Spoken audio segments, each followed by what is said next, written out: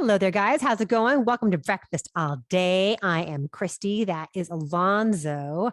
Next up for us is Passing, which is now on Netflix. It was out theatrically for a little bit, and it's now on Netflix, and it is so beautiful. Please watch it. Here's Alonso with a review, with a description, rather.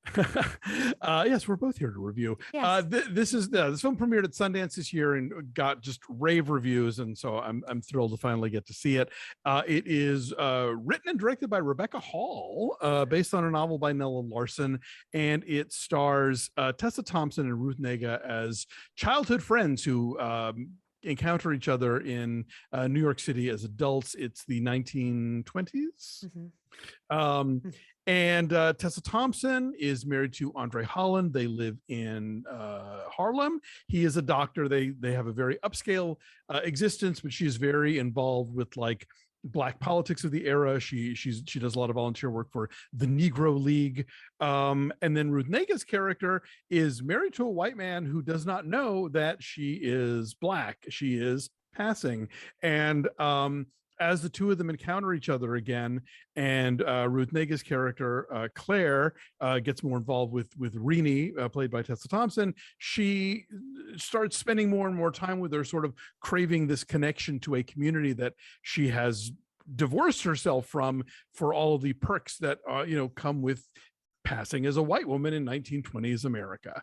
And her behavior sort of raises questions to both of them about what are the advantages and the disadvantages, and what's the point of trying to pretend to be something you're not, and is the psychological pain that comes with that worth whatever benefits you might get in the short term. This is a beautifully filmed black and white film that I get. Manohla Dargis actually was writing about it in the Times, and she says, like, if you need to stay home, if you're not going out to theaters and you want to watch on Netflix, that's fine, I get it, but if you can see this on the big screen, you absolutely should. I will take her word for it because I saw it on Netflix, but it is gorgeous and haunting, and for me, really kind of brought up a lot of ideas about the closet, and definitely about, the people who are very sort of adamantly out and talking about queer stuff publicly, and the ones who sort of didn't, and for whatever benefits they got out of it. And I think a lot of people, I mean, obviously this movie is about what it's about, but I think it is going to resonate with people in different ways. Oh, certainly. And the fact that it's in Academy ratio also kind of contributes to the feeling of being boxed in, literally, of putting yourself in a box and feeling sort of the claustrophobia of who you are hiding behind. This is so beautiful. And Edward Grau shot it, who also shot A Single Man. Oh, okay. Also, Tom Ford's A Single Man. This is Rebecca Hall's film directing debut. Yeah. Which is incredible because it's so, I hate the word assured, it's just a critic word, but it's so confident in the subtlety of the choices that she makes. Like sometimes when a filmmaker makes his or her first film, like they're just throwing everything out there because you just never know when it's going to happen again, right? Exactly. You got to get it all done. And here it's like, it's so meticulous and so restrained, and so much emotional power comes from that tonal choice, from that aesthetic choice, that I was really blown away. They have incredible chemistry. There is almost the hint of like a romantic love that might have been between the two of them. Did you pick up on that vibe as well? I never know with women, I never know if I'm reading too much into it, because I think that, and I mean, that I'm saying that semi-jokingly, but I think that women are allowed an intimacy with each other in a, what's the word, homophilic kind of way, that men in this society often don't have. And that I think this, the new generations of men in this country are trying to reclaim that, or trying to be able to like hug each other, or trying to be able to like reclaim the idea of like, I can touch my friend and it doesn't mean we're gay, so with women, I don't know how to read that stuff in terms of like implication versus just like, we're comfortable with this and it's fine. Yeah. I read a vibe, and maybe it's just the glances, like the way they'll check each other out across the room, or like the vibe of like you can feel the energy of the two of them in that hotel room when they happen to run into each other at this this bar, this cafe in the hotel lobby, and they go back up to Ruth Nega's hotel room, and there's a charge to it. You can feel it, and I interpreted that as not just being excited to see an old friend. I interpreted that as like, there's something here between us that we never explored, and God damn, it's still here.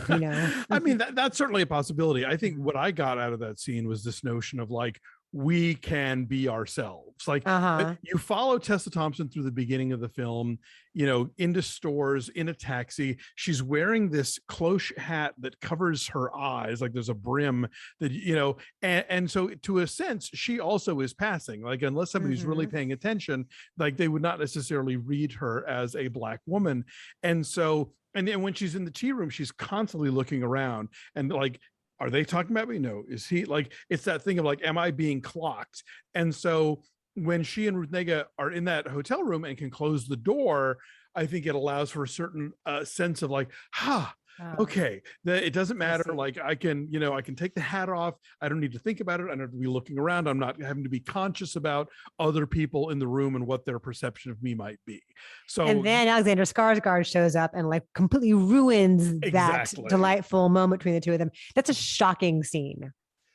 It's all the scenes with Alexander Skarsgård are shocking. Just how blithe he is, how glib he is with like the language, and just how Ruth Nega's character just like doesn't blink. Yeah. Like she's so accustomed to it. Yeah. The way that they are each fascinated with the other, and the way that they are both like exploring what might have been, depending on what path you go down, what door you open. It is a universal idea, I think, but so specific to this time and place in terms of what these women are going through as Black women in New York in the 1920s. I love André Holland in this. I always love André Holland. He's so subtle. Yeah. And and then Bill Camp is always great. Always good to see him.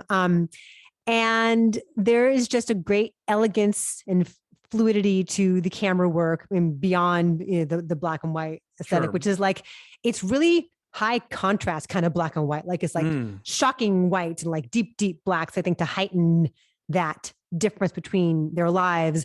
This is really beautiful.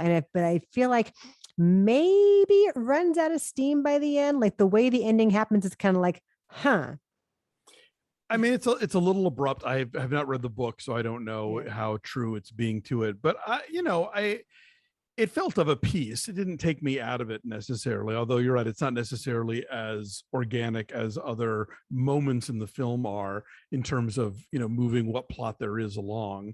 But yeah, no, it's gorgeous. And I think it's, I could see this being, I wish I had the time to do multiple viewings, and I will try to for this one, because I suspect it's the sort of film that there are a lot of subtleties and intricacies that can be enjoyed with that. Yeah, the hair choices and the costume choices and what those say about these women, how they live, what kind of handbag they have, how do they each speak to people, whatever the voice that they put on. There's a lot of like shadings and code switching. Yeah. Yes, a lot of. Go ahead. No, is it the relationship that Ruth Negga has with Tessa Thompson's housekeeper?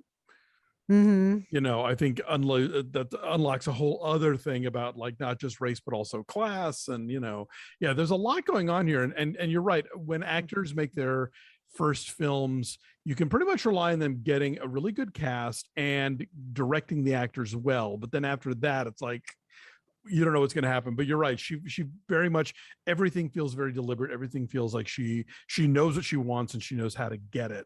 Yeah. And she's worked with some really amazing filmmakers, Angela Robinson, one of whom is an executive producer here.